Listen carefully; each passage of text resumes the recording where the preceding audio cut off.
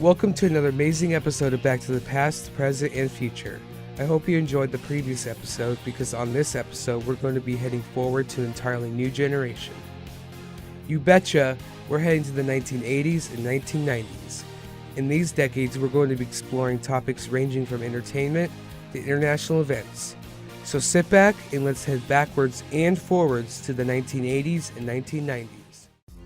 Hi, this is Shane Thomas. Do you love history? Do you feel that single events in the past have a role in shaping the world in the future?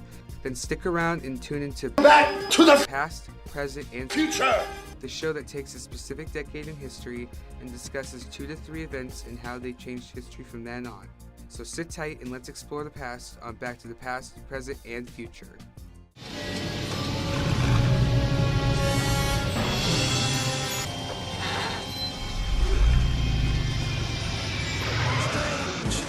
In the neighborhood, who you gonna call?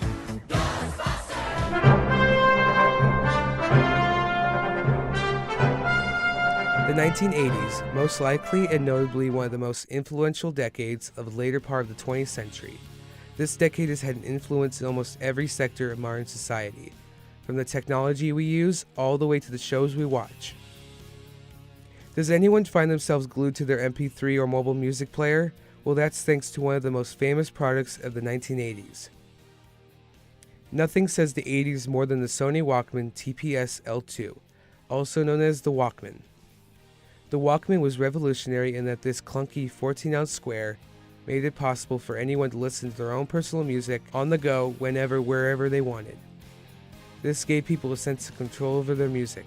It is also one of the factors why at one point we were only able to listen to only as much music as a 2-sided cassette tape could hold.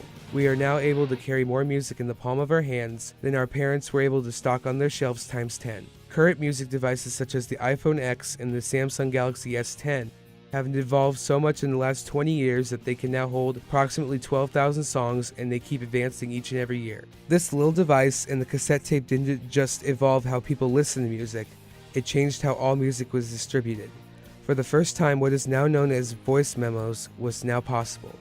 With the founding of the Walkman and the cassette tape in particular, it allowed you to metaphorically bypass the department stores and get access to your favorite songs for little to no price at all. This led way to the creation of the mixtape, in which people would be able to have the ability to select songs they preferred and that arranged for a specific occasion. This allowed a person to take a list of songs that clearly would display their personality. Though the idea would evolve over time, the mixtape would lay the foundation for the creation of the digital music streaming industry, giving way for leading websites such as Napster and Pandora. Along with the cassette tape and Walkman, probably one other product entertainment-wise that grew in popularity throughout the 80s was the VCR and the VHS tape. Since its inception, this single invention most likely changed the movie industry for all time. No longer did you have to go to the theater or hope that you were watching the right channel on television in order to watch the movie 2 to 3 years after it came to the movie theater. You can now buy a copy of the movie and watch it anytime you wished. This basically brought the excitement of moviegoing into your own living room. Though the VCR was met with large corporate resistance, the VCR eventually became the hallmark of the home movie experience. The VCR would eventually be outran by the DVD and digital streaming providers, but everyone knows that they all owe a debt to the VCR, for it was the product that made home movie watching possible. During the 80s, while the Walkman and the VCR were completely transforming the American consumer market, there were multiple events occurring that would affect how we don't just do business at home, but around the world. I've been watching the news recently on the possible Russian collusion in the 2016 presidential election. I knew that in order to understand where this fear comes from, we need to understand the history between the US and the Russians. Prior to the year 1991, Russia was known as, with another name, the Soviet Union. From the end of the Second World War, in 1945, the United States and the former Soviet Union were caught in not just a political battle, but a moral battle as well. At the time, the problem was so strained that if you ask anyone who grew up during the 80s, that they would tell you that the threat of the Cold War was never ending, and the problem seemed that it would last for as long as time. The threat of the nuclear war worsened during the 1960s with the Cold War. But with the election of Ronald Reagan in 1980, there was hope that a possibility of peace would arise. Through numerous meetings with the Soviet leader Mikhail Gorbachev, Ronald Reagan was able to prove the notion that the pen is mightier than the sword. There is one sign the Soviets can make that would be unmistakable, that would advance dramatically the cause of freedom and peace. Mr. Gorbachev, open this gate. Mr. Gorbachev, tear down this wall.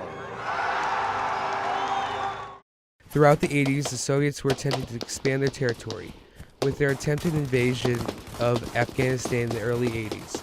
This started a chain reaction that would worsen in the decades following. I read an article recently where it discussed how the events of 9/11/2001 could have been a result of the Soviet invasion. The article talked about how, due to his loyalty to Muslim religion, bin Laden and some of his friends traveled to join the Soviet resistance in bordering Pakistan. These string of events to follow in the years to come will evidently haunt the U.S. years later. This is where we head to the 1990s. Free socks.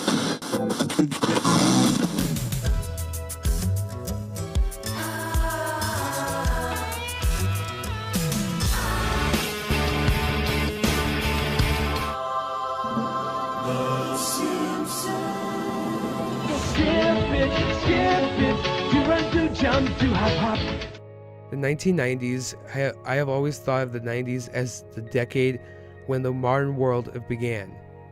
This is the decade of the internet, Silicon Valley, and the Game Boy. Now, to start this decade off right, we're going to start off with the creation every person on Earth has heard of. You know it, the internet. Started mainly as a way for academic researchers to be able to search for information more efficiently, the internet was released to the public in 1991 by America Online, or AOL. The World Wide Web, once released, spread like wildfire. After the creation of the internet, several companies throughout the United States, and California in particular, rushed to find their place in this new emerging world. This led to the creation of a new corporate community outside of San Francisco, California, known as Silicon Valley. Silicon Valley has come to become home to Fortune 100 companies such as Google, eBay, Facebook, Yahoo, and Apple. The internet and the digital industry would eventually come to be the thing that runs all other industries. Electronic devices within the last 20 to 25 years have evolved so much that the internet can now be accessed on devices so small that they can now be held in your jacket or shirt sleeves. Even within the last 15 years, the internet and digital technology has come to run everything from the music we play to the equipment we cook our food with. Heck, the internet has now become to have the ability to control the next generation of cars we will drive. One international event that some people would say that might have led to the Iraq War was the Persian Gulf War. The Persian Gulf War is sometimes noted as the first digital or information war. One reason why the Gulf War is sometimes known as the first information war is in that it was the first war where the invention of the internet gave rise to satellite media coverage and the rise of new high-tech planes such as the A-10A Thunderbolt II and the F-117 Nighthawk stealth strike aircraft. The 1980s and the 1990s were decades of transformation and change, not just technologically, but politically. The world went from having two of the biggest superpowers of that time at odds with each other and the world seeing the inception of mobile music technology for the first time to having the United States and their allies fighting their opponent in a completely new playground, watching the world and entering the beginning of the digital age with the rise of the internet. Personally, I would say that the 1980s and 1990s were a very unique time in history. It was a time that seemed so long ago, but yet the movies and products that come out of them seem as if they will last for all time. I've decided not to endorse your park. So have I.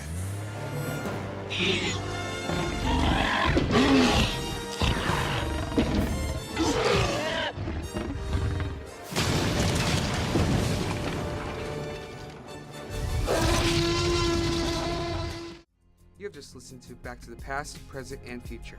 I hope this has helped you understand more how the events of the past can have a huge impact on what happens 10, 20 years later.